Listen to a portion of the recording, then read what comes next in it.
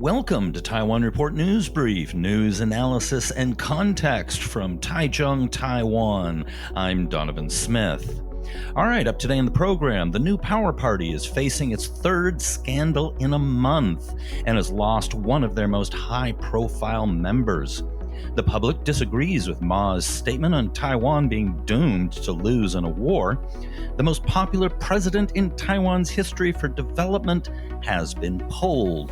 A new TVBS satisfaction poll ranked 12 politicians, and it's mostly bad news for the KMT, but also one bit of very good news for the party. KMT Chair Chiang comes out for closer U.S. ties. An F-16 repair shop is to open in Taichung, and the U.S. Republicans are to keep pro-Taiwan language in their platform. But up first, headlines. Former Taidong County Commissioner Justin Huang Jianting was found not guilty of corruption, but was sentenced to 2 months in prison for tax evasion. The verdict cannot be appealed, but the prison term can be commuted to a fine. Taiwan will prohibit the import of certain products containing mercury starting in 2021, in line with an international agreement which aims to gradually reduce global mercury pollution, according to the EPA. Taiwan Semiconductor Manufacturing Corp., TSMC, the world's largest contract chipmaker, says it expects its advanced 3 nanometer process to enter into mass production in the second half of 2022. Retail sales grew 2.5% year-on-year to 335.1 billion NT, snapping a 5-month losing streak, the Ministry of Economic Affairs said on Monday. The government's triple stimulus voucher program played a part, but how much the ministry wasn't able to quantify. The Investment Commission declared the operator of e-commerce site Taobao Taiwan a Chinese investment on Monday and ordered the company to rectify the issue within 6 months. The operator, United Kingdom registered Cladak Venture Investment, was also fined 410,000 NT for breaching Taiwanese law regarding Chinese investment, the commission said in a statement. The Central Epidemic Command Center has removed South Korea from its list of medium-risk countries and regions, meaning that South Korean business people must now undergo the full 14-day quarantine when visiting Taiwan. The Ministry of Education announced that Chinese students, both new and those currently enrolled in tertiary-level schools in Taiwan, will be allowed to enter the country with immediate effect. A total of 68 leaders from the European Parliament, US, Canada, and Australia on Tuesday issued a statement backing an upcoming visit to Taiwan by a Czech delegation and denouncing Chinese pressure to scuttle the trip. The document asserted that the Czech Republic has the right to develop economic and cultural relations with Taiwan, and that the Senate head, who is the second highest ranked official in the country, does not require China's approval to visit Taiwan. Somaliland is set to officially open its representative office in Taiwan in early September with a staff of 5. All right, the new power party is facing its third scandal in a month and has lost one of their most high-profile members. Kaohsiung City Councilor Huang Jie has announced her resignation from the party and will henceforth be an independent. Huang rose to prominence for her forceful grilling of then-Mayor Han Kuo-yu in the city council, with Han often deflecting her questions. One clip of her rolling her eyes in disgust or exasperation or both went viral and earned her the nickname of eye-rolling goddess. It sounds better in Chinese, trust me. She became something of a press darling after that. Her main reason for resigning is the discovery of apparent voter fraud in the party. Her sister had submitted her documents to become a member of the party, but had been waiting for 2 months with no certification of party membership arriving. Logging on to the NPP website, she was shocked to discover that she was listed as having voted in the policy committee election. Huang also had other complaints in a 1,500-word Facebook post, including communications issues and being told to change the content of her Facebook posts. Coming on the heels of their chairman being implicated in a bribery scandal and leaked recordings of their influential ex-chair Huang Guochang, leading to accusation of his being dictatorial in the party and leading to the resignation of another elected official, this is bad indeed, especially for a party that was founded only 5 years ago to be fresh, honest, idealistic, and vowing not to conduct politics as usual. The NPP is now in serious trouble. Nearly 60% of Taiwanese disagreed with a statement by former President Ma Ying-jeou that if Beijing were to wage war against Taiwan, the first battle will be the last. A survey released yesterday by the Taiwanese Public Opinion Foundation showed. The poll also asked respondents whether the Chinese People's Liberation Army's Eastern Theater Command's statement on August 13th that it had conducted military exercises in the Taiwan Strait had worried them, with 40.8% saying it did and 57.8% saying otherwise. In the same opinion poll that asked about Ma's statement, people were asked to evaluate former Taiwanese leaders for their contribution to Taiwan's overall development. Respondents were asked to give a score from 0 to 100 to all the leaders for their contribution to the country's overall development. Chiang Kai-shek came in last at 58.1, though still a pretty high score considering how many people were murdered by his regime. Coming in second to last was Ma Ying-jeou at 64.8.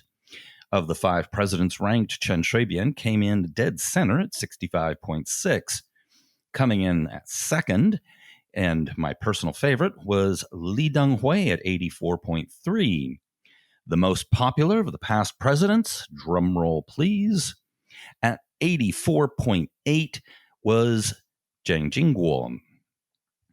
Yin Jiagan, a caretaker puppet of Zhang Jingguo, wasn't included. Now that Zhang, the younger, a murderous ex-dictator, was most popular in this poll is probably due to the wording, which specifies contribution to Taiwan's overall development. Economic and infrastructure development under his regime was astonishing, though much of the economic growth was in spite of him rather than because of him. Many also feel he helped make Taiwan democratic, but his steps in that direction were small and hesitant and severely limited at the time.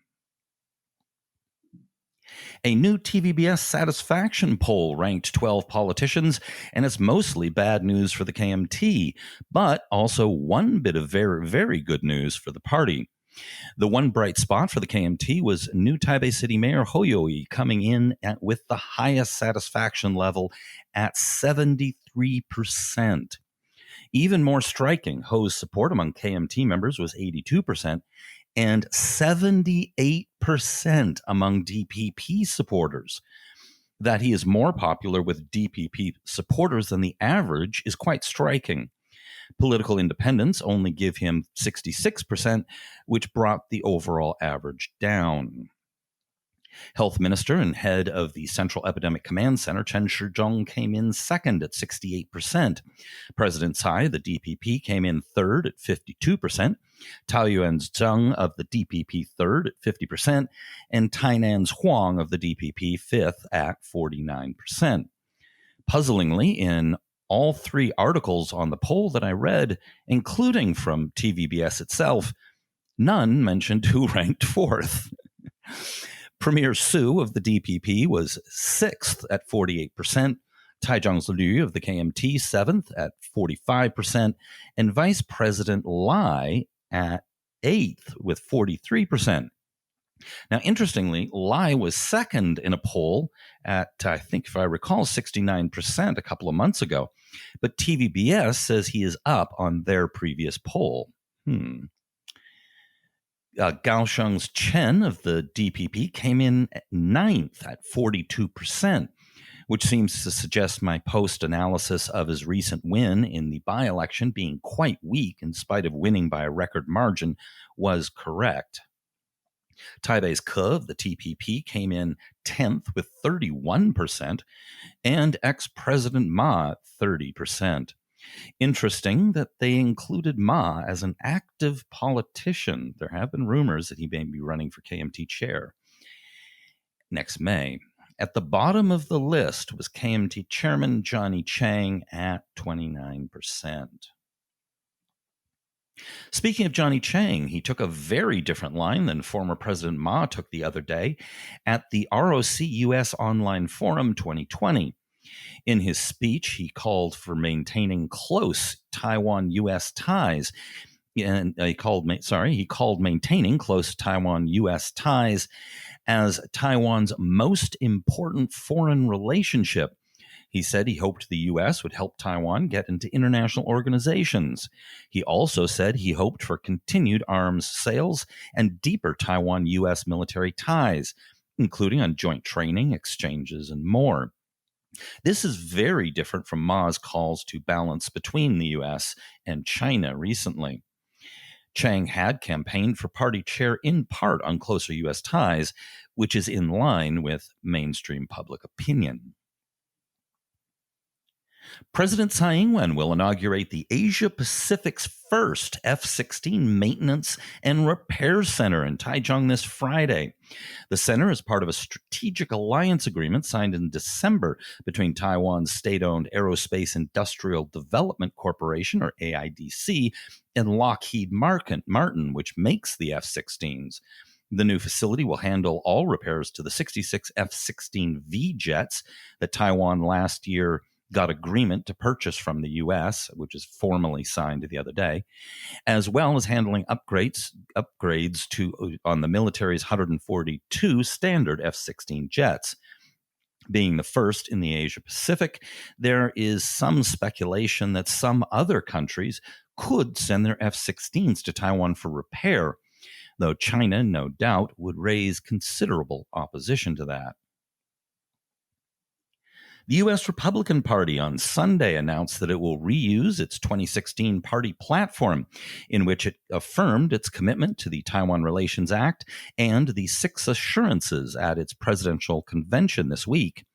The party said the pandemic had forced it to scale back the size of the event, preventing delegates from gathering in person to promote a new platform.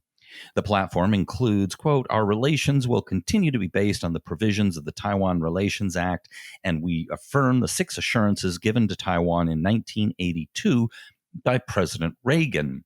It states, stressing that the sides share the common values of democracy, human rights, a free market economy, and the rule of law. Describing Taiwan as a loyal friend of America, the platform expresses support for a U.S.-Taiwan free trade agreement, the timely sale of defensive arms, including technology to build diesel submarines, and full participation in multilateral institutions, including the World Health Organization and the International Civil Aviation Organization. On the issue of cross-strait ties, the platform opposes any unilateral steps by either side to alter the status quo. Too late for that. China's already done that. And says that all issues regarding the island's future must be resolved peacefully through dialogue. However, it warns that if China were to violate those principles, the United States, in accord with the Taiwan Relations Act, will help Taiwan defend itself. Okay, so while this sounds great, especially the free trade agreement and helping Taiwan defend itself, U.S. presidents tend to ignore their platforms once in office. All right, up in the next show, I hope to get to some interesting things that I found coming out of China. I just haven't really had the space in the show to get to it, so listen into the next show. I hope we can get to it then. Definitely interesting. All right. Be sure to support us on Patreon. Your support is very important and gives us the juice to keep on going. And, of course, hit like and subscribe. And if you're on YouTube, hit that subscription bell or the notification bell, whatever you call it. And be sure to tune into the next show. And, of course, check us out at report.tw. This has been brought to you by the Taiwan Report. For more content like this, become our patron at report.tw.